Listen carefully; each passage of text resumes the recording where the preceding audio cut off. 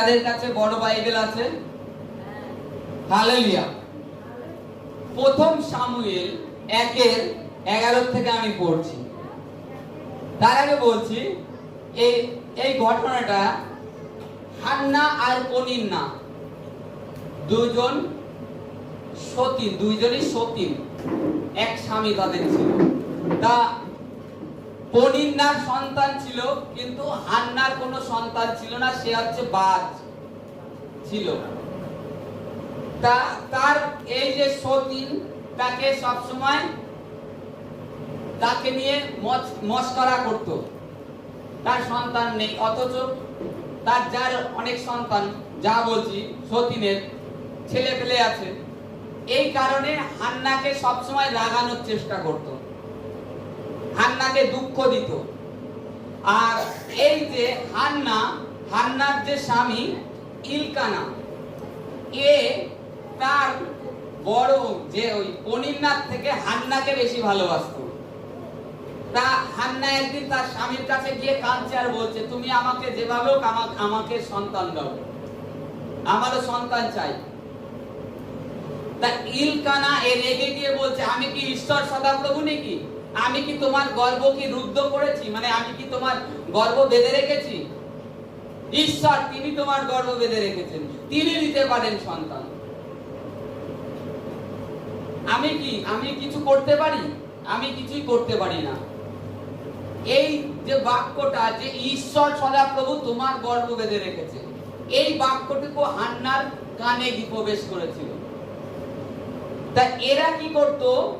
এরা প্রত্যেক বছর শিলতে যেত। শিলত, এই জায়গায় আমরা যদি দেখি, শিলতে ঈশ্বর সদাপ্রভুর যে সিন্দুক ছিল, যার মধ্যে মান্নার ঘট ছিল, যার মধ্যে মসির লাঠি ছিল, যার মধ্যে সেই পাথর দিয়েছিল ঈশ্বর সদাপ্রভু, দুইখানা পোস্টার ফলক ছিল যাতে আজ্ঞা লেখা ছিল, সেই সিন্দুকের মধ্যে ওই সমস্ত কিছু ছিল। ওখানে ওই সিন্দুক এই শিলতে রাখা ছিল, বৈতলেহেমের শিলতে। সেখানে যখন ছিল, তখন ওখানে ঈশ্বরের এক দাস ছিলেন, তার নাম এলিয়া। ঈশ্বরের দাসের নাম এলিয়া।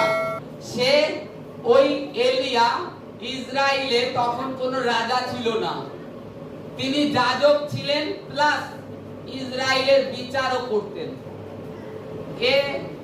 এটা হচ্ছে জিওসুরের মৃত্যু হয়ে যায়। তারপরে জিওসুর যখন মরে যায়, মসির পরিচারক জিওসুর ইসরায়েলের উপরে কর্তৃত্ব করছিল, সে যখন মারা যায়, তারপরে এই এলিয়া ইসরায়েলের বিচার করে, প্লাস ইনি লেবীয় বংশীয় ছিলেন। এই কারণে ঈশ্বর সদাপ্রভুর যাজক ছিলেন। তিনি ঈশ্বরের প্রাঙ্গণে থাকতেন, সমস্ত বাক্যের পরামর্শ, ঈশ্বরের বিচার সমস্ত লোকের কাছে জ্ঞাত করতেন। তা এই শিলতে ঈশ্বরের সিন্দুক ছিল। আর এরা, মনে করুন, একদিনের পথ এতটা দূর, তার প্রত্যেক মাসে আসা সম্ভব নয়। আর তখনকার দিনে হাঁটা পথ ছিল, গাড়ি ঘোড়াও ছিল না। আর গাধা ছিল, ঘোড়া ছিল, যাদের খুব অর্থ ছিল তাদের কাছে ঘোড়া ছিল, গাধা সবার কাছে কম বেশি থাকতো। তা তখন এরা প্রত্যেক বছর বছর ঈশ্বর সদাপ্রভুর কোন সময় যেত? নিস্তার পর্বের সময়। নিস্তার পর্বের সময় ওই সময় যেতে গিয়ে নিজেদের যে সারা বছর ঈশ্বর সদাপ্রভুর জন্য একটা সঞ্চয় করত, যে এটা আমি জেরুসালেম মন্দিরের জন্য ঈশ্বর সদাপ্রভুর প্রাঙ্গণে দেব, সেইটা জমা করে নিয়ে যেত। আর বাইবেলে লেখা আছে, নিস্তার পর্বে আমরা জানি ভালো করে, তারি শূন্য রুটি, তারপরে মাংস, এই সমস্ত খাওয়া, আর 7 দিন আপ্যায়িত আনন্দিত হওয়া, ঈশ্বর সদাপ্রভুর আরাধনা প্রার্থনা করা, সেই নিয়ম রীতি ছিল। তাই এখানে যখন ঈশ্বর সদাপ্রভুর প্রাঙ্গণে সেই টাইম আসে, আর হান্না, পনিন্না আর ইলকানার যে বড় স্ত্রীর যে ছেলেরা ছিল, মেয়েরা ছিল, তাদেরকে নিয়ে সব পরিবারে তারা শিলতে যায়। আর শিলতে যাওয়ার পরে ঈশ্বর সদাপ্রভুর কাছে হান্নার প্রার্থনা, দেখুন হান্না কিরূপ প্রার্থনা করছে। আমরাও প্রার্থনা করি, কিরূপ হান্না প্রার্থনা করছে। এখানে বাইবেলে লেখা আছে হান্না বিড়বিড় করছিল। দেখবো 11 থেকে, হালেলুয়া। তিনি মানত করিয়া কহিলেন, হে বাহিনীগণের সদাপ্রভু, যদি তুমি তোমার এই দাসীর দুঃখের প্রতি দৃষ্টিপাত করো, আমাকে স্মরণ করো ও আপন দাসীকে ভুলিয়া না গিয়া আপন দাসীকে পুত্র সন্তান দাও, তবে আমি চিরদিনের জন্য তাহাকে সদাপ্রভুর উদ্দেশ্যে নিবেদন করিব, তাহার মস্তকে খুর উঠিবে না। যতক্ষণ হান্না সদাপ্রভুর সাক্ষাতে দীর্ঘ প্রার্থনা করিলেন, ততক্ষণ এলিয়ার মুখের দিকে চাইয়া কহিলেন কেননা হান্না মনে মনে কথা কইতেছিলেন, কেবল তাহার ওষ্ঠধর নড়িতেছিল, কিন্তু তাহার স্বর শোনা গেল না। এই জন্য এলিয়া তাহাকে মত্তা জ্ঞান করিলেন। তাই এলিয়া তাহাকে কহিলেন, তুমি কতক্ষণ মত্তা থাকিবে? তোমার দ্রাক্ষারস তোমা হইতে দূর করো। হালেলুয়া। এখানে হান্নার প্রার্থনাটুকু দেখবেন। হান্না কিরূপ প্রার্থনা করছিল? হান্না তিনি মানত করিয়া কহিলেন। মানত মানে কি? ঈশ্বরের কাছে প্রতিজ্ঞা, যে ঈশ্বর তুমি আমাকে যদি কিছু, আমি তোমার কাছে পুত্র চাচ্ছি, তুমি যদি আমাকে পুত্র দাও, সেই পুত্র আমি তোমার রাজ্যের জন্য, তোমার এই যে শিলোতে যে প্রার্থনা গিয়ে আছে তোমার ভবনে, ওকে তোমার রাজ্যের জন্য দিয়ে দেব। ও তোমার দাস হয়ে সারা জীবন থাকবে। ও সন্তানের উপরে আমার কোনো অধিকার থাকবে না। যে সন্তান তুমি আমাকে দেবে, সেই সন্তানের উপরে আমার কোনো অধিকার থাকবে না, কিন্তু ওটা তোমার প্রাঙ্গণের জন্য দেব, তোমার দাস হয়ে সেবা করবে। আর সেই সময়কার দিনে ঈশ্বর সদাপ্রভুর প্রাঙ্গণে লোক পাওয়া যেত না ঈশ্বর সদাপ্রভুর প্রাঙ্গণে থাকবার জন্য। এলিয়ার দুটো পুত্র ছিল, আমরা জানি, এই ঘটনাটা পড়লে বুঝতে পারবো। সে দুজনই বদমাইশ ছিল। তা যখন হান্না প্রার্থনা করছে বিড়বিড় করে, আর ঈশ্বরের কাছে মানত করছে যে ঈশ্বর, যদি তুমি আমার এই গর্ভ খুলে দাও, আমি যে বন্ধা, আমি যদি আমার এই গর্ভ খুলে দাও, আর এর থেকে পুত্র সন্তান দিলে তাকে তোমার রাজ্যের জন্য আমি দিয়ে দেব। তুমি আমাকে পুত্র দেবে, আমি তাকে তোমার রাজ্যের জন্য দেব। তখন এলিয়া দাঁড়িয়ে দেখছিলেন, মানে পাশে হান্না প্রার্থনা করছে, আর এলিয়া পাশে এসে দেখছে, সে বিড়বিড় করছে, কিন্তু সেটা এলিয়া বুঝতে পারছে না। তখন এলিয়া ভেবেছে সে মিষ্ট দ্রাক্ষারসে মত্তা হয়েছে, দ্রাক্ষারস পান করেছে, নেশা করে এসছে, এইরূপ ভেবেছে। তখন বলছে, তুমি আর কতক্ষণ মত্ত থাকিবে? তোমার মত্ততার থেকে এবার ওঠো। তখন বলছে, হে প্রভু, আপনার দাসী মত্তা নয়, আপনার দাসী দুঃখিনী। তাই আমি আমার প্রার্থনা ঈশ্বর সদাপ্রভুর কাছে নিবেদন করছি। তখন এলিয়া যখন তার বাক্য শুনলেন, তারপরে এলিয়া শুনে বলছে, তখন এলিয়া শেষে বলছে, তুমি যে যা কিছু ঈশ্বর সদাপ্রভুর কাছে যাচনা করেছো সমস্ত হৃদয় থেকে, ঈশ্বর সদাপ্রভু সেই সমস্ত যাচনা তোমার সিদ্ধ করবেন। আর তুমি যে মানত করেছো সেটাও ঈশ্বর সিদ্ধ করবেন, সমস্ত কিছুই। তা আজকে সব থেকে বড় জিনিস এই যে হান্না কি চেয়েছিল, যে ঈশ্বর আপনি যদি আমার গর্ভ খুলে দেন আর আমাকে যদি পুত্র দেন, আমি তাকে তোমার রাজ্যের জন্য দিয়ে দেব। তারপরে যদি দেখি, হান্না এই সামুয়েলের জন্ম হয়, হওয়ার পরে হান্না তারপরে 3 বছর না 4-5 বছর, 5 বছর মতন যখন বালকটি বড় হয়, ততদিন নিজের কাছে রেখে দেয়। তারপরে এই সামুয়েলকে ঈশ্বর সদাপ্রভুর প্রাঙ্গণে এলিয়ার হাতে সঁপে দিয়ে আসে, যে ঈশ্বর আমার গর্ভ খুলে দিয়েছে, আমি তার জন্য একে আমি দিয়ে দিচ্ছি। তারপরেও যদি দেখি, হান্নার 3টে ছেলে আর 2টো মেয়ে হয়। তা হান্না তার প্রশংসা গীতে লিখে গেছে, প্রশংসা গানে ঈশ্বর সদাপ্রভু, যে ঈশ্বর সদাপ্রভুর কাছে চাইলাম আমি একটা, আর ঈশ্বর আমাকে দিলেন আরো 5টা। এইভাবে প্রশংসা করে, প্রশংসা ঈশ্বর সদাপ্রভুর করে। আজকে আমরাও ঈশ্বর সদাপ্রভুর জন্য যদি কিছু চাই, সে যে বিষয়ে হোক, আপনি আজকে পীড়িত আছেন, সমস্যায় আছেন, যখনই ঈশ্বরের জন্য চাবেন যে ঈশ্বর আমার এই মৃত শরীরকে ওঠাও, আমি যেমন তোমার জীবিত গাবাই তোমার রাজ্যের কাজ করতে পারি, তখনই ঈশ্বর সদাপ্রভু তোমার বিশ্বাস সহকারে তুমি যখন প্রার্থনা করবে বিনতি সহকারে, তখনই তোমার প্রার্থনা গ্রাহ্য হবে। এর আগেও হান্না কিন্তু প্রত্যেক বছর শিলোতে এসছে, এর আগেও এসছে, এসে প্রার্থনা করে গেছে, কিন্তু ততদিন তার কিন্তু গর্ভ খোলেনি। কারণ কি খোলেনি কেন? সে তো আগেও এসছে, প্রার্থনা করেছে, সেখানে সে যে বন্ধা তার জন্য প্রার্থনা করেনি, করেছে, তা সত্ত্বেও কেন খোলেনি? ঈশ্বর তার হৃদয়টা নত নম্র হয়নি, সেই ঈশ্বরের কাছে নত জানু হয়নি, তার মধ্যে অন্যরকম সেই মানসিক যে ভাব যে না, আজকে যদি বাইবেলে দেখি দুধা সম্বন্ধে, দুধা ফল খেয়েছিল যাকবের স্ত্রী রাহেল, দুধা ফলে খেয়ে তাতে বাচ্চা হয়নি। যতক্ষণ আমরা নিজেরা ডিপেন্ড করি ডাক্তার ঔষধি, ততক্ষণ আমরা এদিক ওদিক দৌড়তে থাকি। যখন আমাদের ভরসা পুরোপুরি ঈশ্বর সদাপ্রভুতে হয়ে যাবে, যে আমরা মরিত প্রভুর হস্তে আর বাঁচিত প্রভুর হস্তে, তখনই প্রভু সদাপ্রভু তোমার মত্তা শরীরকে উঠাবেন। তোমার মত্তা শরীরকে যখন তুমি নিজেকে তোমার অর্থের উপরে, সমস্ত ভার যে অর্থের উপরে কিংবা ডাক্তার উপরে মেডিসিনের উপরে যেটা থাকে, সেইটার থেকে তুমি যখন তোমার নজরটাকে সরাবে, সরিয়ে প্রভুর দিকে নজর যখনই আনবে, তখন তুমি অন্তঃকরণের সহিত বলবে যে প্রভু আমার আর কোনো রাস্তা নেই, আমি অনেক ডাক্তার দেখিয়েছি, আমার আর উপায় নেই, এখন তুমি যদি রাখো তো আমি বেঁচে থাকবো, যদি তুমি মারো তো আমি মরে যাব। তখনই তোমাকে ঈশ্বর সদাপ্রভু, তুমি যখন বিনতি সহকারে করুণা চিত্তে নিরাশ হয়ে যাও, যখন তখন তুমি যখন ঈশ্বরের কাছে আসো আর ঈশ্বর তোমার সেই প্রার্থনা শোনেন, আর তখন তোমাকে ঈশ্বর ব্লেস করেন।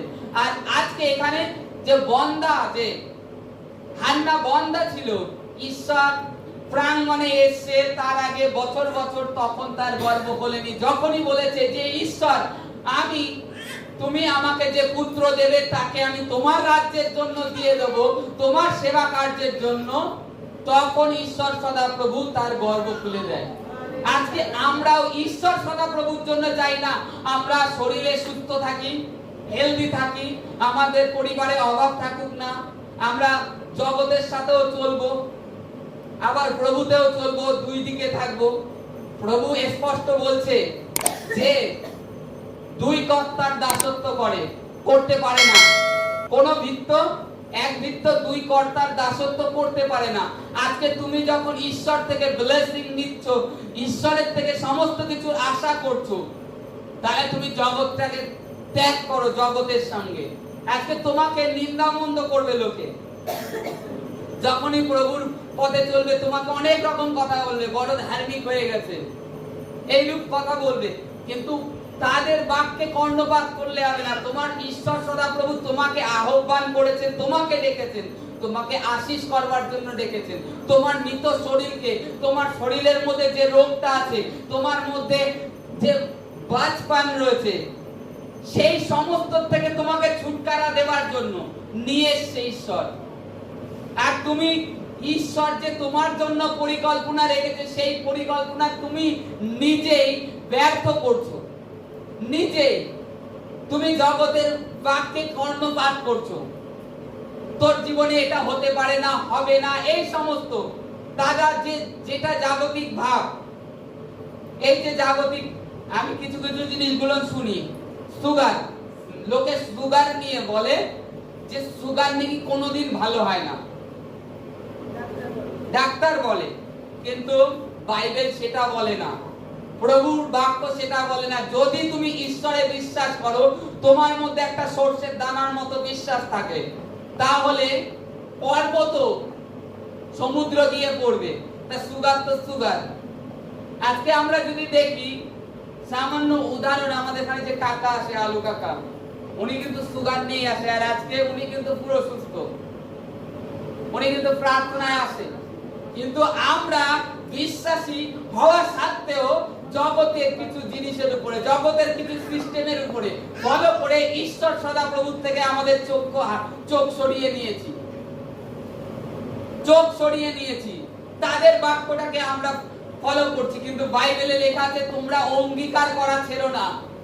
তোমাদের ঈশ্বর সদাপ্রভু কোনো মৃত নয়, তিনি জীবিত, তিনি তোমাদের প্রার্থনা শোনেন। তার কর্ণ ভারী নয়, তার হাত ছোট নয়। বাইবেলে বারবার বলছে তোমরা ভয় করো না, নিরাশ হও না, আমি তোমার সদাপ্রভু, আমি তোমার সঙ্গে সঙ্গে আছি, আমি তোমাকে কোনো ক্রমে পরিত্যাগ করব না। ঈশ্বর বারবার বলছে। তা সত্ত্বেও আমরা প্রভুকে জেনেও নিরাশ, হতাশ হয়ে যাচ্ছি।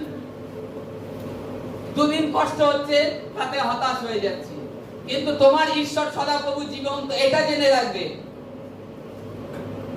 হ্যাঁ, মানুষের জন্য চিকিৎসার ওষুধের প্রয়োজন আছে, কিন্তু ঈশ্বর সদাপ্রভু তোমাকে কোনো পার্মানেন্টলি রোগ দেননি। তোমার শরীরে কোনো নার্ভের সমস্যা তোমাকে দেননি, কোন সমস্যায় তোমাকে দেননি।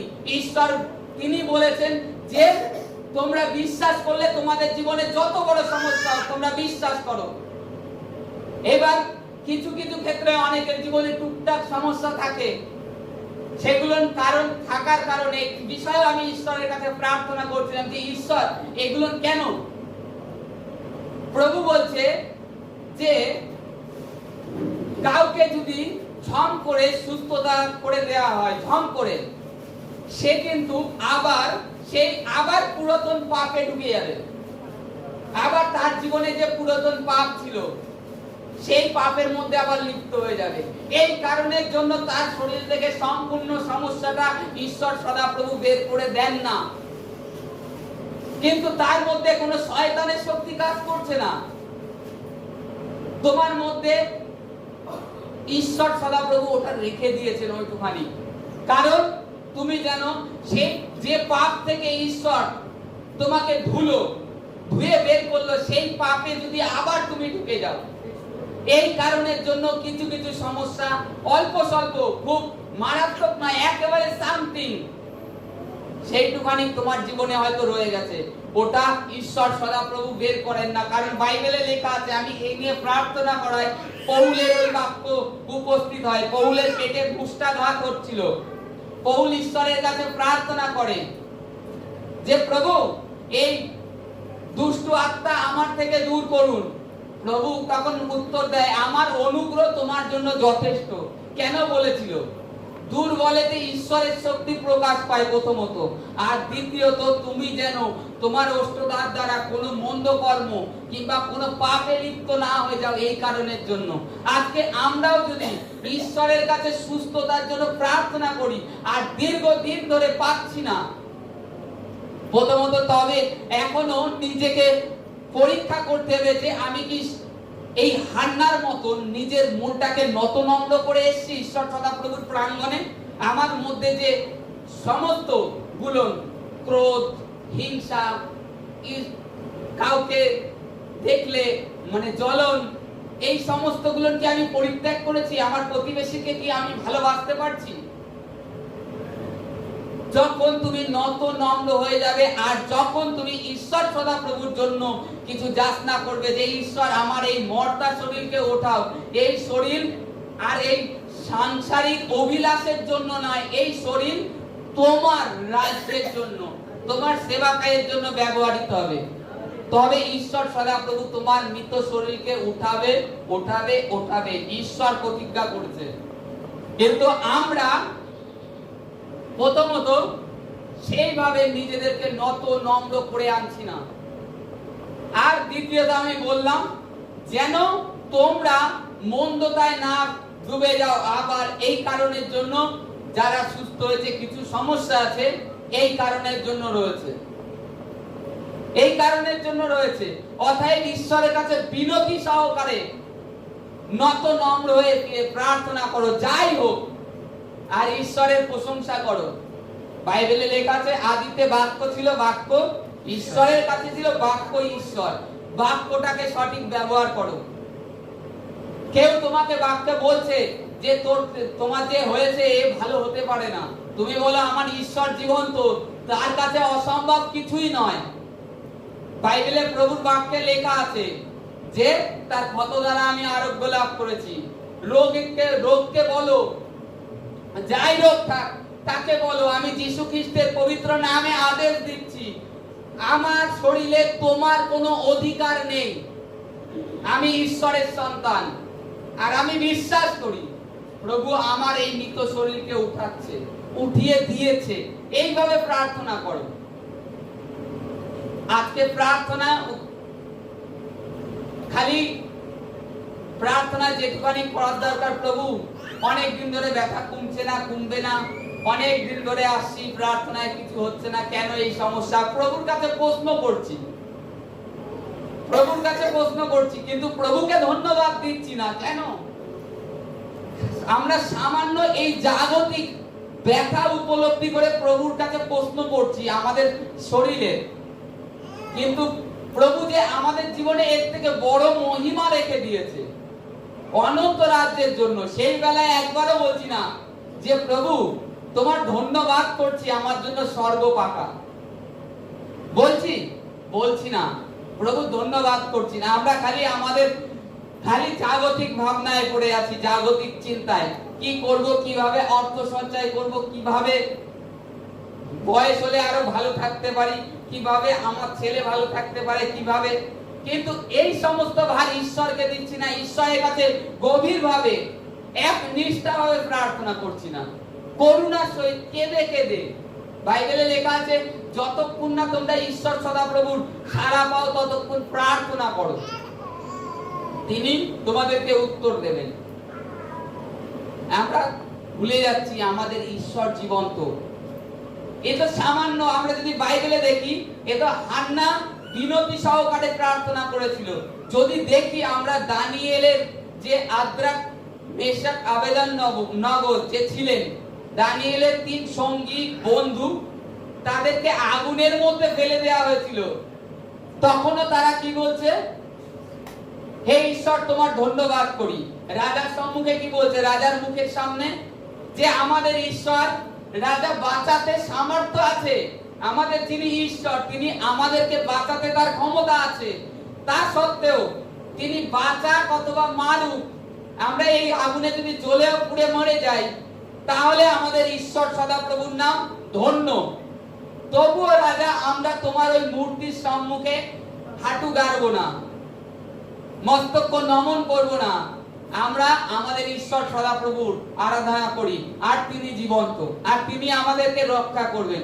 এই যে বাক্য বলেছিল, তাদেরকে যখনই আগুনের মধ্যে ফেলে দেওয়া হয়েছিল, কি হয়েছিল? ঈশ্বর সেই আগুনের মধ্যে প্রকট হয়ে গেলেন, আর তাদের 3 জনকেই বের করে নিয়ে আসে সুস্থভাবে। তাদের শরীরে একটা পশমও পড়ে না, বাইবেলে লেখা আছে। আমরা কি সেই রূপ বাক্য বলতে পারি? আজকে যে সমস্যা এসেছে সেই সমস্যার বিরুদ্ধে না, বলি না। কাকে বলবো? ভাবি কাকে বলবো? আমার শরীরে রোগ হয়েছে, কাকে বলবো? তোমার শরীরে যে দিয়েছে তাকে তুমি বলবে। তুমি ভাবছো ফাঁকা জায়গায় আওয়াজ করছো, ফাঁকায় নয়, তোমার আশপাশে অনেক অন্ধকারের শক্তি, শয়তানের শক্তি কাজ করতে তোমার শরীরে সেই ব্যাধিটাকে দিয়ে রেখেছে, তাকে বলছো তুমি তাকে বলছো। অতএব আমরা যেন করুণা বিনতির সহিত আর ঈশ্বরের বাক্যে মন দিই, তবেই ঈশ্বরের এই যে বাক্য, যে সময় আমাদের প্রয়োজন যে ডিক্লেয়ার করতে হবে, এখন এই বাক্যটা আমার চাই, সেই বাক্যটা যখন ডিক্লেয়ার করবে, তখন তোমাদের জীবনে যত বড়ই সমস্যা থাক, দানিয়েল, আদ্রাক, মেশাক, আবেদনগর মতো বলবে যে আমাদের ঈশ্বর জীবন্ত, তিনি আমাদেরকে বাঁচাতে পারেন। তা সত্ত্বেও যদি রাজা তিনি আমাদেরকে না বাঁচান, তার নাম ধন্য, তবুও আপনার মূর্তির সম্মুখে আমরা হাঁটু গাড়বো না। আজকে হান্না তিনি বিনতি সহকারে প্রার্থনা করেছিলেন, তার বন্ধাত্ব খুলে দিয়েছিলেন, গর্ব খুলে দিয়েছিলেন। হয়তো বাইবেলে আমরা তার বয়সটা দেয়নি এখানে, যে তার বয়স কত হয়েছিল। আমার আইডিয়ায় মিনিমাম 40-এর উপরে হয়েছিল। 40-এর উপরে তার বয়স হয়ে গিয়েছিল হান্নার। আর ঈশ্বর কোন ভালো বড় দাস কিংবা প্রফেট এসে যারা ঈশ্বরের প্রচুর সেবা করেছে, তারা দেখবেন তাদের জীবনে কিছু না কিছু বাধা আছে। যারা ঈশ্বরের পুরোপুরি সেবাকাই করেছে, এই যে সামুয়েল হয়েছিল, সামুয়েলের মা হান্নার বন্দা ছিল। তারপরে যোহন যে এসেছিল, যোহনের মা সেও বন্দা ছিল। তারপরে আমরা যদি দেখি যাকবের মা রেবেকা, সেও বন্দা ছিল। তার কিন্তু সন্তান হচ্ছিল না। তার বিয়ের 20 বছর পরে ওই দুটো সন্তান হয়। বিয়ে হওয়ার 20 বছর পরে ঈশ্বর এদের গর্ভ খুলেছে, আর এদের মাধ্যমে বড় বড় মিরাক্কেল করেছে। তারপরেও যদি দেখি আরো যারা এসছে তারা প্রচুর মিরাক্কেল করেছে, তারা ওই বন্দাত্ব কাটিয়ে। সিমসনের বিষয় জানি, সিমসনের মাও বন্দা ছিল। আর তাদের মাধ্যমে ঈশ্বর তাদের গর্ভকে খুলেছে, যে ঈশ্বরের শক্তি প্রকাশ করবার জন্য, যে প্রভু ইসরায়েলের ঈশ্বর তিনি জীবন্ত, তিনি সবকিছুই পারেন, তিনি সবকিছুই পারেন। এই কারণে ঈশ্বর সাধারণ যাদের গর্ভ ভালো তাদের দেননি, যাদের গর্ভ বন্ধা তাদের মাধ্যমে ঈশ্বর পৃথিবীতে ওদেরকে পাঠিয়েছে, আর ওদের দ্বারা মহত্ব কাজ করেছে। বন্দার গর্ভ খুলেছে। আর যীশু খ্রিস্টকে যদি দেখেন, কুমারীর গর্ভে এসেছে। কেন? যেটা মানুষ ভাবে অসম্ভব, হতে পারে না, হবে না, সেই জায়গায় ঈশ্বর পুরো পদক্ষেপ নেয়। সেই জায়গায় ঈশ্বর পদক্ষেপ নেয়। সেই জায়গায় ঈশ্বর পদক্ষেপ নেয়। কারণ সেই মানুষ তারা নিজের ব্যর্থতাকে ঈশ্বরের সম্মুখে স্বীকার করে নিয়েছে। নিজের ব্যর্থতা, যে ঈশ্বর আমার দ্বারা হয়নি, আমি ডাক্তার, কবিরাজ, ঔষধি কম কিছু খাইনি, কম জায়গায় দৌড়দৌড়ি করিনি, আমি ব্যর্থ হয়ে গেছি প্রভু, কিন্তু তুমি মহান। তখন কি হলো? সে নত হয়ে গেল, নম্র হয়ে গেল, যে তার আর কোনো উপায় নেই। তখনই ঈশ্বর তার জীবনের রাস্তা খুলে দেয়। আজকে যত বড় সমস্যা হোক, প্রভুর কাছে সেইভাবে আসো। বন্ধার গর্ভ খুলতে পারে কুমারীর দ্বারা, যদি প্রভুকে এই পৃথিবীকে নিয়ে আসতে পারে, তা তোমাদের মৃত অঙ্গকে কেন জীবিত করবে না? প্রভু কি তোমাদের ভালোবাসে না? খালি তোমাদের বিশ্বাস প্রেম শীতল হয়ে যাচ্ছে এই কারণের জন্য। প্রভু যিনি আদিতে যে ছিলেন, তারপরে মাঝখানে প্রভু যীশু খ্রিস্টের সময় যে ছিলেন, আর আজ বর্তমানে তিনি সেই একই আছেন, তার কোনো পরিবর্তন নেই। আজকে আমরা যদি বাইবেলে দেখি, সামুয়েল, এলিয়া, যোহন, এরা স্বর্গের থেকে আসেনি, কিন্তু এরাও আমাদের মতন রক্ত মাংসের মানুষ ছিল, সুখ দুঃখ ভোগী। তারাও সুখ অনুভব করত, দুঃখ কষ্ট সমস্ত কিছু অনুভব করত। তারাও রাজার ভয়তে পালিয়ে বেড়াতো। আজকে যেরকম তাড়না হচ্ছে খ্রিস্ট সন্তানদের উপর, তারাও পালিয়ে বেড়াচ্ছে, তারাও সেই রূপ ছিল। তাহলে তাদের জীবনে ঈশ্বর এত চমৎকার করেছে, এত মিরাক্কেল করেছে, আজকে কেন তোমাদের জীবনে করবে না? আজকে কেন করবে না আমাদের জীবনে? কারণ আমরা ঈশ্বরের সেই ঈশ্বরের পবিত্র সিংহাসনের সম্মুখে আসছি না বিনতি সহকারে, ধন্যবাদ সহকারে। আমরা খালি আমাদের ঈশ্বরের বিরুদ্ধে কথা আছে, ঈশ্বরের বিরুদ্ধে আমাদের প্রশ্ন আছে। ঈশ্বর কেন এইটা আমার জীবনে করেছে? ঈশ্বর কেন এইটা আমাকে দিয়েছে? ঈশ্বর কেন আমাকে দুঃখে রেখেছে? ঈশ্বর কেন আমাকে অভাবে রেখেছে? ঈশ্বর কেন আমাকে রোগ দিয়ে রেখেছে? প্রশ্ন ঈশ্বরের বিরুদ্ধে। এদের জীবনেও সমস্যা ছিল। এরা এসে ঈশ্বরের কাছে বিনতি সহকারে আর ধন্যবাদ সহকারে, কখনো প্রশ্ন নিয়ে আসেনি। আমরা যদি দেখি বাইবেলে যে প্রশ্ন নিয়ে এসেছিল, 10 জনকে পাঠিয়েছিল ঈশ্বর দুগ্ধ মধুর প্রবাহী দেশ দেখতে। তাদের মধ্যে 2 জন খালি সেই দুগ্ধ মধুর প্রবাহী দেশ দেখেছিল। কারণ কি? তারা 2 জন প্রশ্ন করেনি যে ঈশ্বর সদাপ্রভু যে দেশ দিয়েছে নিশ্চয়ই ভালো, তিনি আমাদের জন্য অধিক ভাবেন। আমরা বাক্য ভুলে যাই, এই কারণে আমাদের জীবনে হতাশা, নিরাশা, রোগ ব্যাধি কাজ করতে থাকে, শয়তানের শক্তি কাজ করতে থাকে। প্রভুর প্রেম ভুলে যায়, যে কিভাবে আমাকে প্রভুর সম্মুখে উপস্থিত হতে হবে। বাইবেলে যেরূপ বলেছে, প্রভু তিনি মণ্ডলীর উপরে সমস্ত কিছু দিয়েছেন। আর আজকে যখন তোমরা মণ্ডলীতে আসো সেইভাবে আসো। আর হান্নাও মণ্ডলীতে সারা বছর, এর আগেও 40 বছর যদি তার সন্তান নয়, তার আগেও বছর বছর এসছে, বছর বছর কিন্তু এসছে ভবনে, এসে ঘুরে গেছে, তার বন্ধত্ব খোলেনি, কিন্তু সে সেই বছর সেইভাবে তৈরি হয়েছে। এই বছর আমি যখন শিলতে যাব, ঈশ্বরের কাছ থেকে আমি খালি হাতে আসবো না। ঈশ্বর এবার আমার গর্ব খুলে দেবে। আর আমি বিশ্বাস করি সে বিনতি সহকারে ঈশ্বরের প্রাঙ্গণে ধন্যবাদের সহিত দিয়েছে। আর ঈশ্বরের কাছে কি প্রতিজ্ঞা করে এসেছে যে ঈশ্বর সন্তান দিলে এ সন্তান তোমার জন্য।